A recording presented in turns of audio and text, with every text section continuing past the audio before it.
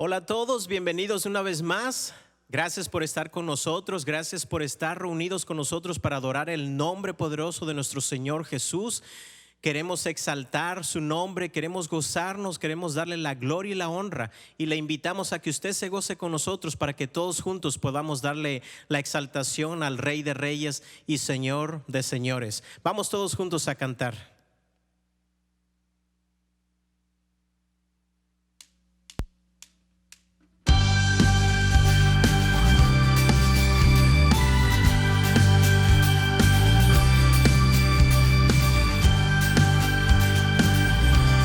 Grande y fuerte. Somos el pueblo de Dios, somos un pueblo especial, llamados para anunciar las virtudes de aquel que nos llamó a su luz. Somos el pueblo de Dios, su sangre nos redimió, su espíritu y su espíritu dio para darnos poder y ser testigos de Él. Y llevaremos su gloria, y llevaremos su gloria a cada pueblo y nación, trayéndoles esperanzas y nuevas de salvación. Su amor y su amor nos impulsa, no nos podemos callar, anunciaremos al mundo de su amor y verdad. Somos el pueblo de Dios, somos un pueblo especial, llamados para anunciar las virtudes de aquel que nos llamó a su luz. Somos el pueblo de Dios, su sangre nos redimió, y su espíritu dio para darnos poder y ser testigos de Él. Y llevaremos su gloria, y llevaremos su gloria a cada pueblo y nación, trayéndoles esperanzas y nuevas de salvación. Su amor nos impulsa, no nos podemos callar, anunciaremos al mundo de su amor y verdad. Anunciaremos al mundo de su amor y verdad. Anunciaremos al mundo de su amor y verdad. Amén, bendito sea Señor Dios Todopoderoso. Somos el pueblo de Dios y le adoramos.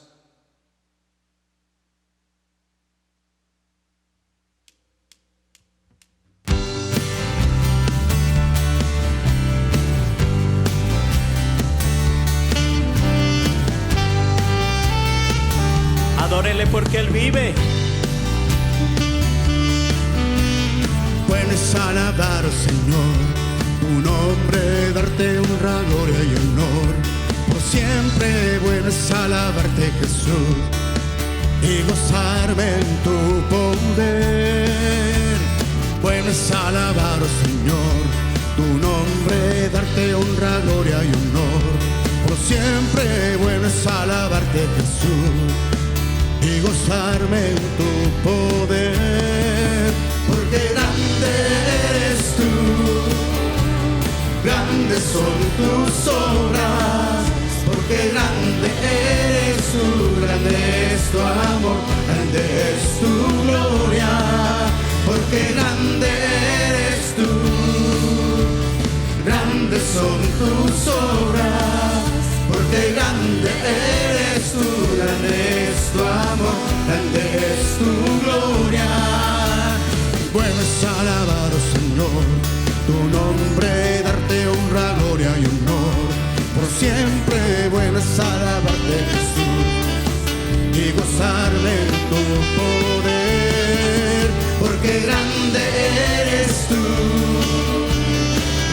grandes son tus obras, porque grande eres tú, grande es tu amor, grande es tu gloria, porque grande eres tú. Grandes son tus obras, porque grande eres tú, grande es tu amor, grande es tu gloria, porque grande eres tú.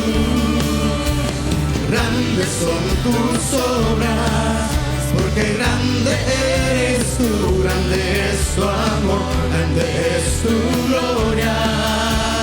Bueno es alabarte, Señor. Amén. Bueno es alabar el nombre de nuestro Señor Jesús. Bueno es adorar el nombre poderoso de nuestro Cristo, de nuestro único Dios y Salvador, aquel que entregó su vida por toda la humanidad para que podamos tener perdón, sanidad, vida eterna. Gracias, bendito Jesús, le adoramos, glorificamos su santo y bendito nombre. Gracias por permitirnos estar aquí, Padre eterno, por darnos esa gran oportunidad y ese gran privilegio de poder cantarle, de poder adorarle, bendito Dios. Queremos decirle que le necesitamos y que queremos hacer su santa y bendita voluntad. Ayúdenos, Padre, para que podamos seguir su palabra, bendito Dios Todopoderoso. Santo es por siempre, Señor Jesús.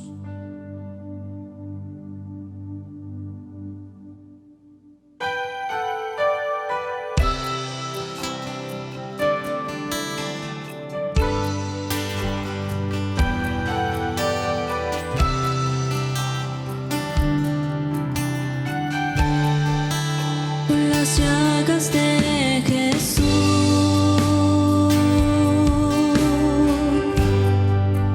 mis dolencias Él llevó.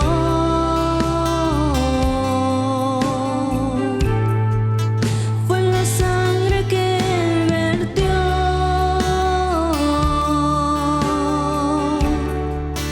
que mis culpas Él lavó.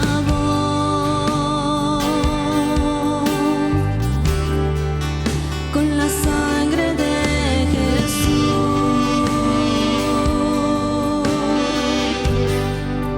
mi conciencia Él limpió.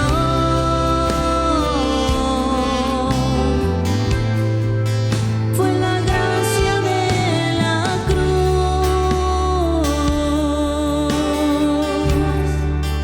que mi libertad compró.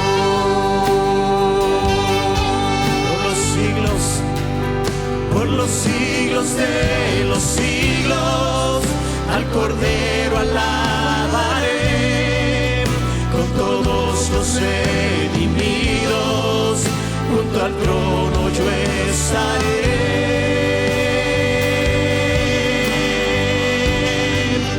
Con millares de millares, al Cordero adoraré, y con ojos redimidos a Jesucristo yo veré.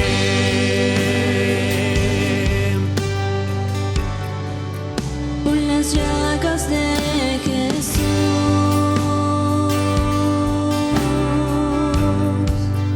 mis dolencias Él llevó.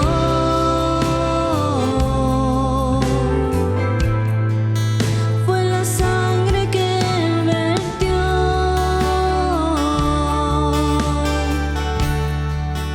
que mis culpas Él lavó.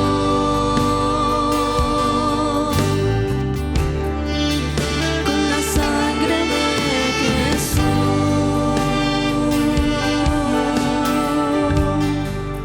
mi conciencia Él limpió.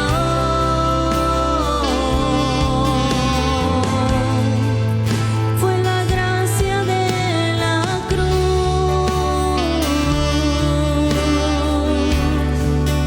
que mi Libertad compró. Por los siglos de los siglos, por los siglos de los siglos, al Cordero alabaré, con todos los redimidos, junto al trono yo estaré.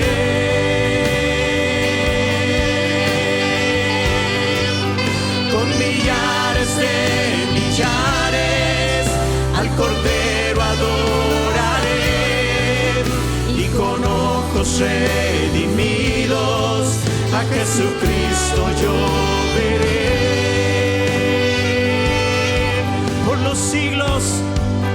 Por los siglos de los siglos, al Cordero alabaré. Con todos los redimidos, junto al trono yo estaré.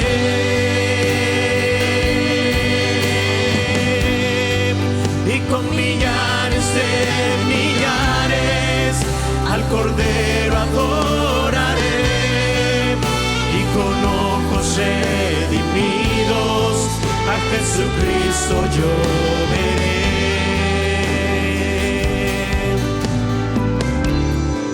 A Jesucristo yo veré.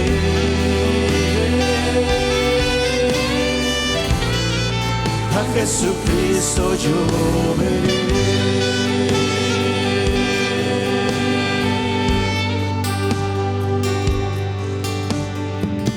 Amén. Amén. Vamos a orar todos juntos y vamos a decirle: bendito Dios Todopoderoso, creemos en su palabra. Creemos de que su palabra es fiel, es justa y verdadera. Y creemos de que un día le miraremos cara a cara, bendito Señor Jesús. Estaremos millares de personas frente a usted mirándole, Padre, cara a cara, bendito Jesús. Y esperamos ese día con ansiedad, esperamos porque sabemos, Padre eterno, de que una eternidad estaremos morando con usted. Queremos prepararnos cada día más y más en este mundo, Padre, tratando de obedecer su palabra y hacerlo mejor, Padre, para que todos los demás miren de que somos hijos suyos, bendito Padre Celestial. Ayúdenos a seguir en este mundo que está lleno de pruebas, de tentaciones, Padre. Denos las fuerzas, auméntenos la fe para poder seguir buscándole, Padre. Le adoramos por siempre, por los siglos de los siglos. Reciba toda la gloria y toda la exaltación. Amén. Santo es su nombre, Jesús. Amén. Buenos días, querida iglesia. Qué bueno verles. Es increíble que ya estamos en el 7º domingo que nos tenemos que reunir en estas condiciones, y casi que podríamos hablar de cómo es una iglesia en tiempos del coronavirus. Nunca antes en la historia de la iglesia había pasado algo como esto. Y yo creo que en medio de esas circunstancias hace que surjan preguntas como, por ejemplo, ¿qué es la iglesia? ¿Cómo es la iglesia? O incluso, ¿quién es la iglesia? Y lo que yo quiero que hagamos de ahora en adelante es volver a retomar la serie que habíamos comenzado en las epístolas pastorales y tratar de responder esa pregunta: ¿qué es la iglesia? Si ustedes lo recuerdan, la serie la habíamos titulado Una iglesia ejemplar, y eso es lo que vamos a estar tratando de ahora en adelante, tratando de volver un poquito a la normalidad de lo que estábamos tratando. Pero quizá yo quisiera, a manera de introducción, decir que no es la iglesia. Y solo algunas cosas, más adelante voy a ampliar esto, pero por ejemplo, la iglesia no es un edificio. La iglesia tampoco es una denominación o un grupo de iglesias, por ejemplo, las iglesias metodistas o la iglesia presbiteriana o la iglesia bautista. Eso no es la iglesia. Tampoco la iglesia es un día de la semana, un día especial en el que uno se reúne, o tampoco la música que se escucha o las actividades que se hagan dentro de la iglesia. Eso no es lo que hace a una iglesia. Y entonces la pregunta vuelve a surgir: ¿qué es la iglesia? Y es por eso que para contestar esta pregunta hemos decidido continuar en este tema sobre las epístolas pastorales. Y solo para recapitular un poquito, las epístolas pastorales son las epístolas que el apóstol Pablo escribió a Timoteo y a Tito. Son 1 y 2 Timoteo y Tito. 1 Timoteo y Tito son paralelas, tienen muchas cosas en común, muchos temas en común. Obviamente Tito es mucho más corta. Y 2 Timoteo tiene la característica de ser la última epístola que el apóstol Pablo escribió en su vida. La primera de estas cartas fue 1 Timoteo. muy probablemente después del primer encarcelamiento que el apóstol tuvo en Roma. Un poco después de eso, le escribió a Timoteo, que estaba como encargado de la iglesia que estaba en Éfeso. Un poco después, escribió a Tito. Él estaba en una isla que se llamaba Creta y trata más o menos los mismos temas que trata 1 Timoteo, solo que de manera más reducida o más resumida y no en el mismo orden en que los toca 1 Timoteo. Y la última de ellas fue 2 Timoteo, durante su segundo encarcelamiento y quizá meses antes de su muerte. En nuestro estudio vamos a comenzar con 1 Timoteo y conforme encontremos pasajes que también se encuentran en Tito, los vamos a unir y los vamos a ver juntos. Y por último vamos a estudiar 2 Timoteo. ¿Cuál es el propósito de estas cartas? Pues para eso me gustaría que fuéramos a las epístolas mismas, para que ellas nos digan cuál fue el propósito por el cual el apóstol Pablo las escribió. El primer pasaje está en 1 Timoteo capítulo 1, versículos 3 y 4. Dice así la palabra de Dios. Como te rogué al partir de Macedonia que te quedaras en Éfeso para que instruyeras a algunos que no enseñaran doctrinas extrañas, ni prestaran atención a mitos y genealogías interminables, lo que da lugar a discusiones inútiles en vez de hacer avanzar el plan de Dios que es por fe, así te encargo ahora. La epístola a Tito tiene un propósito muy similar. Miren lo que dice Tito capítulo 1, versículo 5. Por esta causa te dejé en Creta, dice el apóstol Pablo, para que pusieras en orden lo que queda y designaras ancianos en cada ciudad como te mandé. Y entonces vemos que el propósito de estas dos epístolas que son similares está muy relacionado. 1 Timoteo es que Timoteo tuviera cuidado de cómo la iglesia estaba aprendiendo, que cuidara la doctrina que ahí se enseñara y también que procurara que la iglesia estaba avanzando hacia el plan que debía avanzar. Tito está enfocada en poner en orden, dice el apóstol Pablo, que también podría entenderse. Y como vamos a ver, los temas son muy similares. Siempre se habla de la sana doctrina, de cómo debe ser el liderazgo de la iglesia y cuál es el propósito de la iglesia en sí. Quizá eso se ve más resumido en el pasaje más adelante en la epístola, capítulo 3 de 1 Timoteo, versículos 14 y 15. Dice así el apóstol Pablo. Te escribo estas cosas esperando ir a ti pronto, pero en caso que me tarde, te escribo para que sepas cómo debe conducirse uno en la casa de Dios, que es la iglesia del Dios vivo, columna y sostén de la verdad. Y entonces, básicamente, Pablo nos está diciendo en este pasaje cuál es su propósito al escribir estas epístolas. Él quiere enseñar a sus discípulos, Timoteo y Tito, a quienes él les ha encomendado esa tarea, y muy probablemente no era una sola iglesia, sino ellos eran encargados de esa región en particular, con la idea de compartirles instrucciones sobre cómo debe ser una iglesia ejemplar. Una iglesia ejemplar es una iglesia que tiene sana doctrina, que defiende la verdad y que está organizada de acuerdo a principios bíblicos. Por eso es que el apóstol Pablo le dice, para que aprendas cómo debe conducirse uno en la casa de Dios, que es la iglesia del Dios vivo, columna y sostén de la verdad. Pero entonces, basado en esto que hemos visto, ¿qué es la iglesia? ¿Qué es la iglesia? Ahora,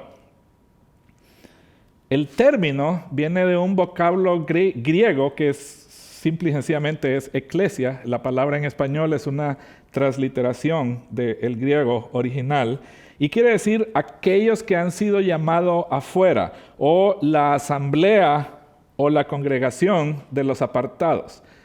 En términos más esenciales, la palabra iglesia solo significa la asamblea o reunión de un grupo de personas. Punto.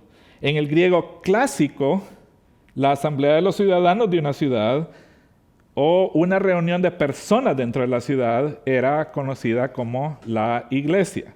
Y hay un ejemplo de eso en el Nuevo Testamento, en el libro de Hechos, precisamente en Éfeso, la ciudad donde iba a estar Timoteo más adelante, sucedió algo. Pablo llega, comienza a predicar el evangelio ahí en la ciudad, comienza la iglesia, muchos se empiezan a convertir. Éfeso tenía la fama, por así decirlo, de ser el lugar donde estaba el templo de la diosa Diana de los Efesos. Y ahí, uno de los plateros, era gente que se dedicaba a hacer joyería con imágenes del templo y de la diosa, empezó una revuelta en la ciudad. Y podemos leer eso en el capítulo 19 del libro de los Hechos. Pero lo que pasó fue que este hombre empezó a reunir a toda la gente y decirles: hey, no conviene que estos sigan predicando eso que andan predicando, porque entonces nos van a arruinar nuestro negocio, están pervirtiendo las costumbres de nuestra ciudad. El asunto es que se armó gran alboroto, y solo voy a mencionar algunos versículos de ese relato, ustedes lo pueden leer más adelante, Hechos capítulo 19, y miren el alboroto que se armó ahí. Hechos capítulo 19, versículo 32. Así que unos gritaban una cosa y otros otra cosa, porque había confusión en la asamblea, y la mayoría no sabía por qué razón se habían reunido. Ahora, esta es una ciudad pagana, Éfeso, y hay una reunión de gente ahí por el alboroto que este señor ha armado. Esa palabra que se usa ahí en ese pasaje, asamblea, es la palabra iglesia. Había confusión en la iglesia, dice, pero ahora recuerden, esto no era una reunión de cristianos, era la reunión de la gente de la ciudad de Éfeso protestando el trabajo que Pablo y sus discípulos estaban haciendo. Ahora, vamos a ver también en el pasaje que habían asambleas legítimas y asambleas que eran solo organizadas por la gente para otras cosas. En la costumbre romana, una vez al año, toda la asamblea de la ciudad se iba a reunir y iban a tomar decisiones con respecto a la ciudad. En este caso ha sido por este hombre que ha armado ese alboroto, y entonces el líder de la ciudad tiene que llamar al orden y dice: ¿qué es lo que pasa? A ver, traigan sus cuestiones aquí, vamos a tratar esto de manera ordenada. Y después de entender lo que está pasando, les dice esto en el versículo 39. Pero si demandáis algo más que esto, se decidirá en asamblea legítima, dice el líder de la ciudad de Éfeso.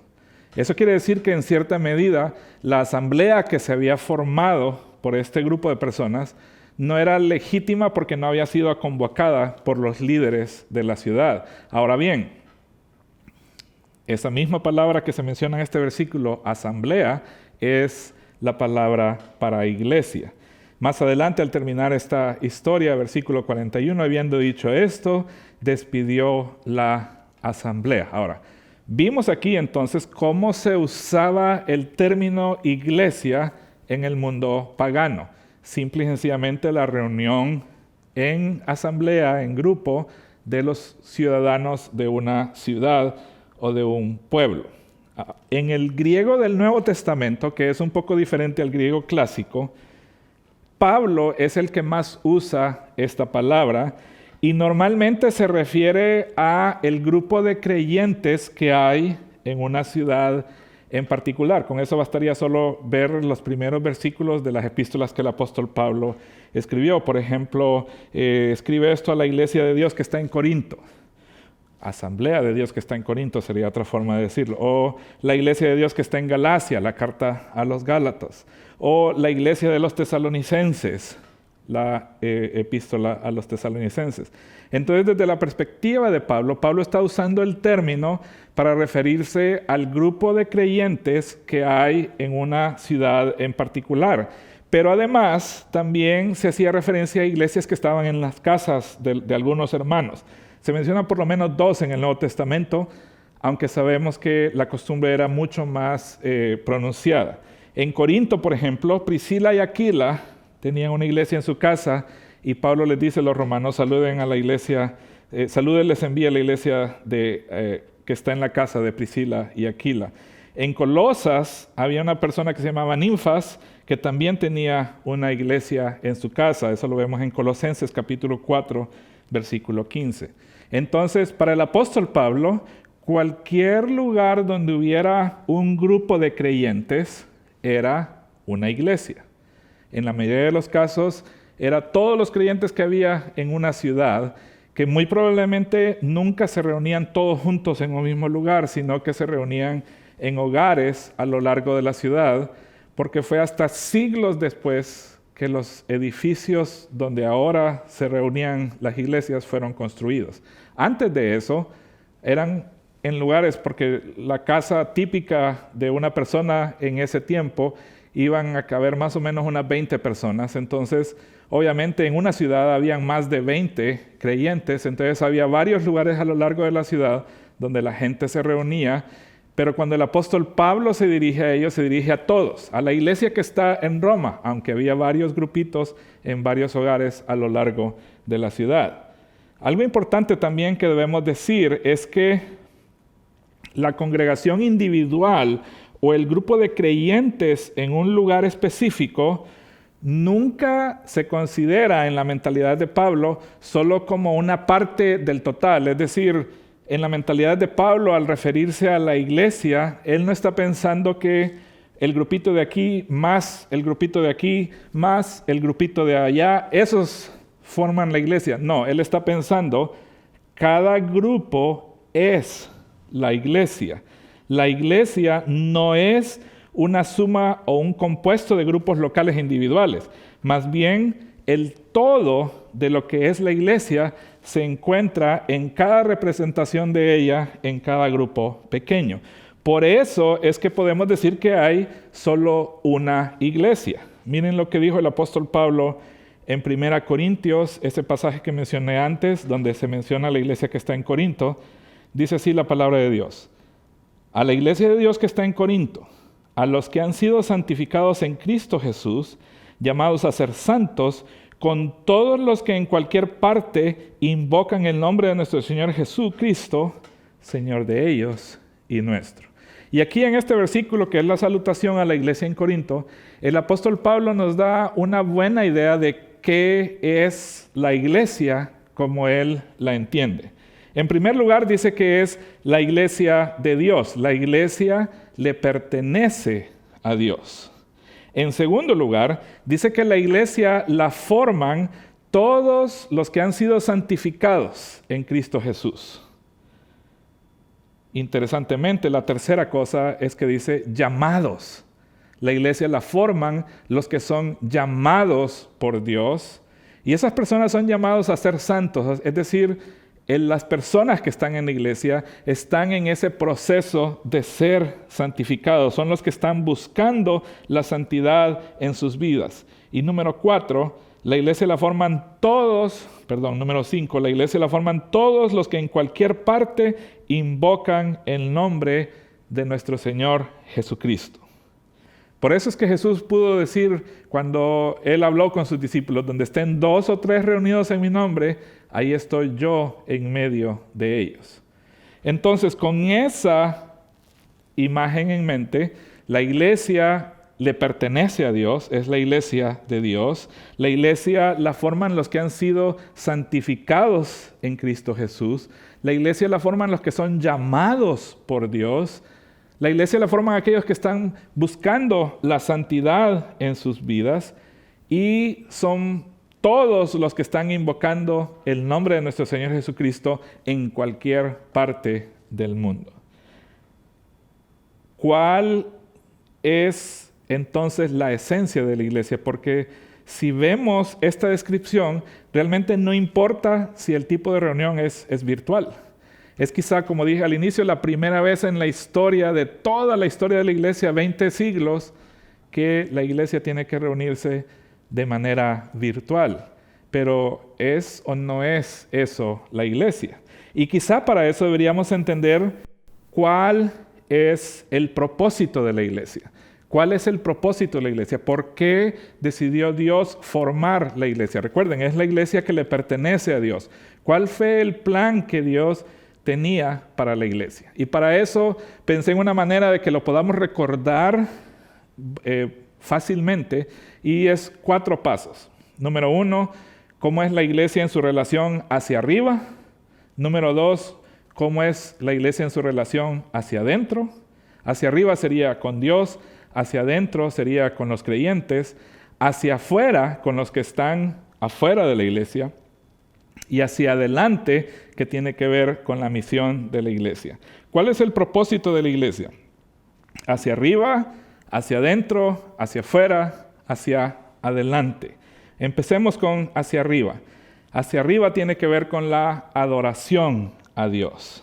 Y para eso quisiera que leyéramos este versículo que el apóstol Pablo escribió en la epístola a los Colosenses, capítulo 3, versículo 16. Dice así la palabra de Dios: que la palabra de Cristo habite en abundancia en vosotros, con toda sabiduría, enseñándoos y amonestándoos unos a otros, con salmos, himnos y canciones espirituales, cantando a Dios con acción de gracias en vuestros corazones.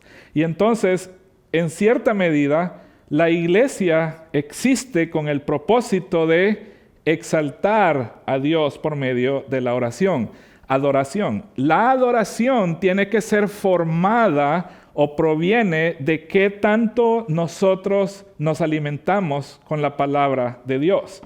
Porque el pasaje comienza diciendo que la palabra de Cristo habite en abundancia en vosotros. Y si esa palabra abunda en nosotros, entonces lo que salga de adentro va a ser para alabanza a Dios. Va a ser contribuir a la enseñanza, a la amonestación, pero dice con salmos, himnos, canciones espirituales, cantando a Dios con acción de gracias en nuestros corazones. Interesantemente, estemos o no estemos en un edificio de 4 paredes todos juntos, este propósito todavía lo podemos cumplir. Todavía podemos adorar a Dios ahí donde ustedes están en este momento, en la comodidad de su hogar. Siempre y cuando haya otros creyentes con ustedes, se puede hacer. Y si no hubiera alguien físicamente con ustedes, el hecho de que nos esté viendo en este momento, estamos con usted, aunque no podamos vernos cara a cara. Este propósito de la iglesia todavía se puede cumplir ahora, aún en la circunstancia en la que estamos viviendo. Ahora, el segundo propósito tiene que ver hacia adentro, y es nutrir al creyente.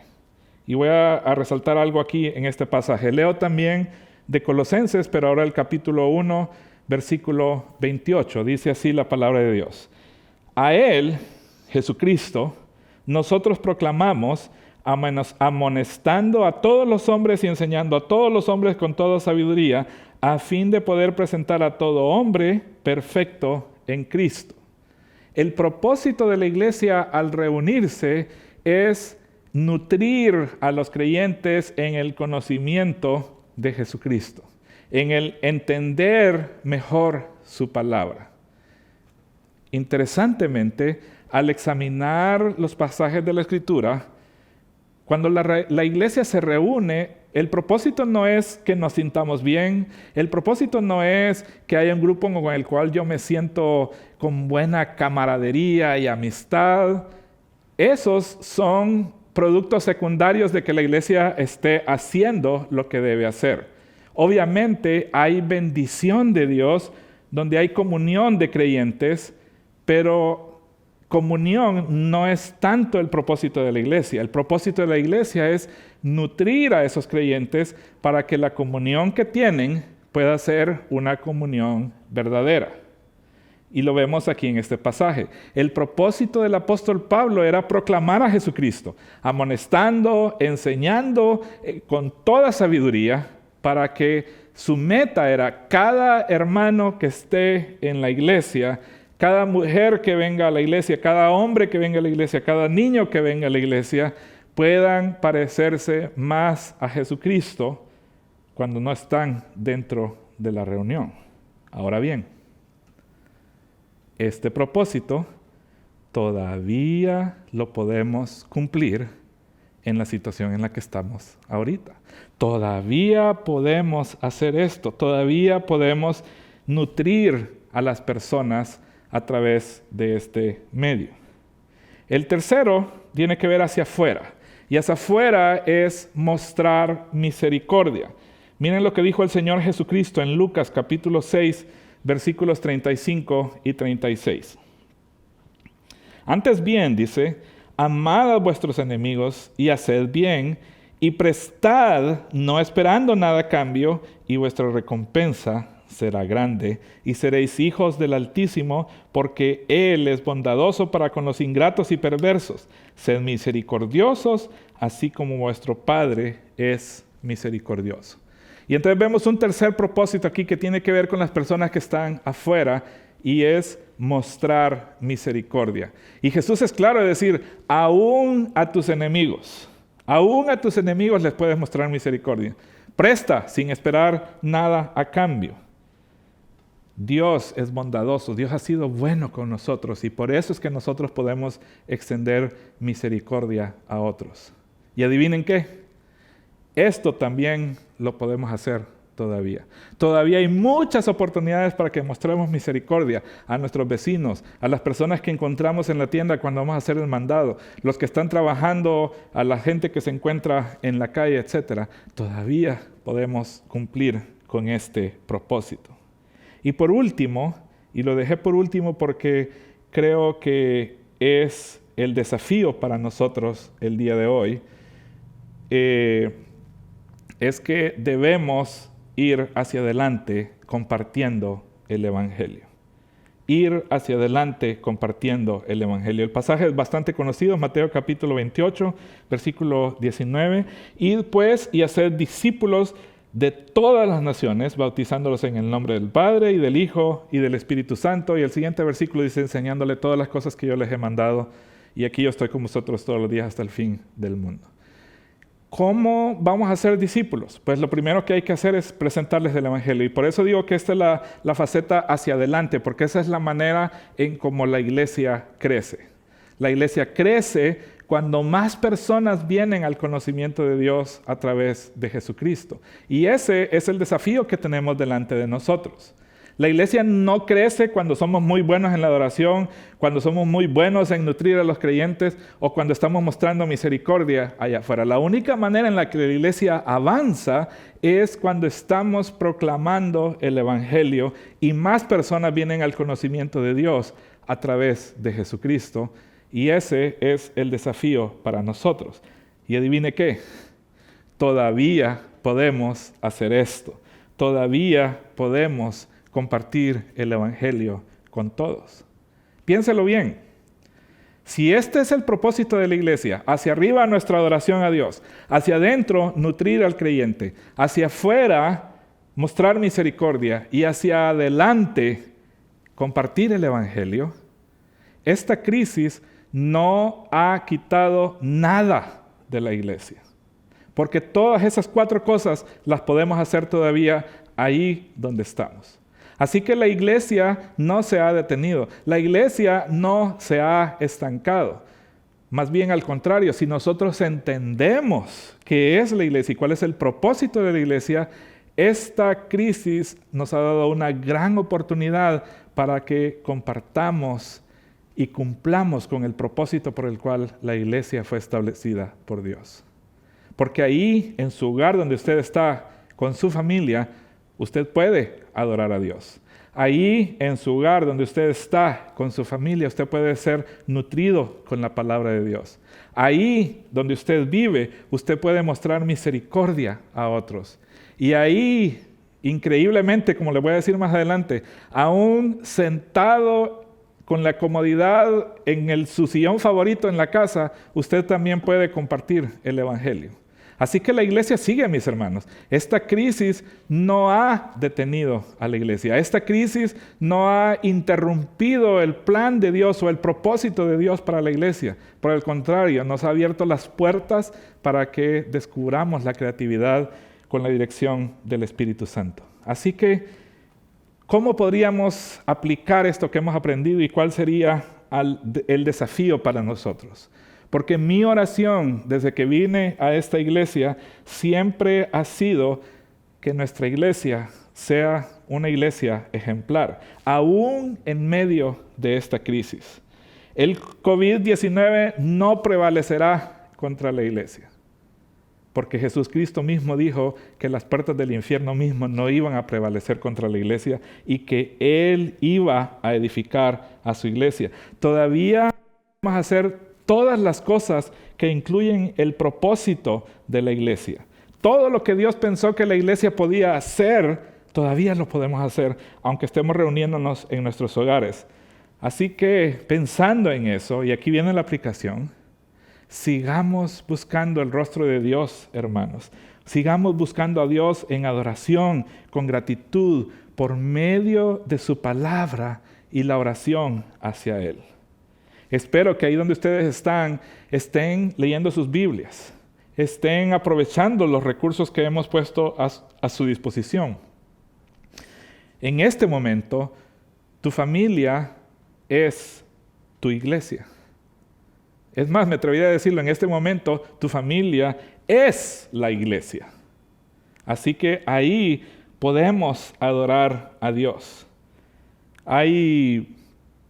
Esta semana leí algo en una red social de cómo prepararse para el servicio virtual, y los consejos que daban era: uno debería levantarse el domingo temprano, debería bañarse, debería cambiarse, debería tener su Biblia lista y un cuaderno para tomar notas y estar listo. Uno debería estar cantando mientras están las alabanzas en la pantalla, y uno debería estar atento a lo que Dios quiere comunicar a través de su palabra. Espero, mis hermanos, que eso sea lo que ustedes están haciendo, porque por eso lo preparamos con mucho amor para ustedes.